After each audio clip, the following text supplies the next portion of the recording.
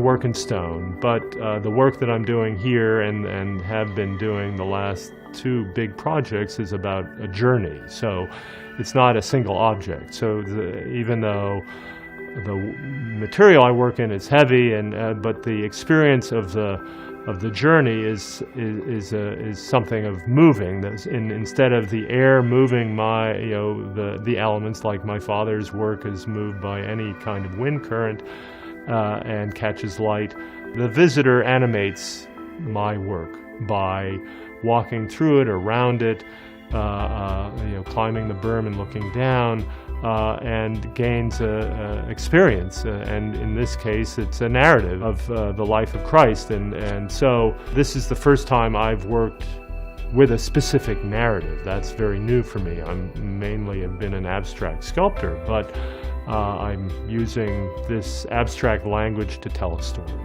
This opportunity with a natural stone that is not regular, that each piece has its own character, is created this new voice for me, or opportunity for an artistic voice, where I'm in a way a choreographer working with stone, and I definitely cut it and manipulate it, but I try to manipulate it as little as possible, and really am orchestrating each ensemble.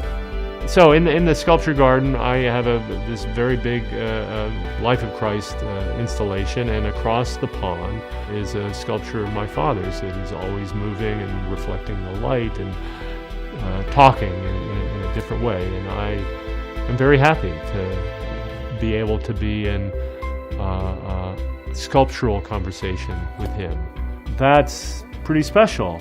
And there are other places, but this is sort of central. It's right on the front door. It's sort of the initial. It's an invitation to everybody else in South Bend. Come into our garden and then go beyond. So having a place that you can find your own space and just contemplate, I think that's an important gift. And in a way, that's what I try to do in all of my work, make something that allows for some kind of contemplation.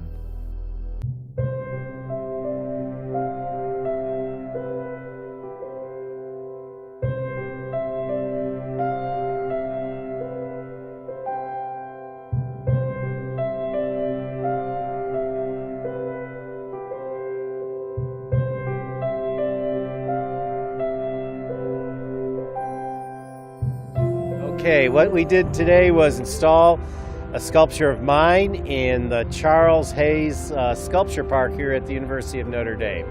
The sculpture is entitled Fern Temple 4. I am a CSC, I'm a Holy Cross priest.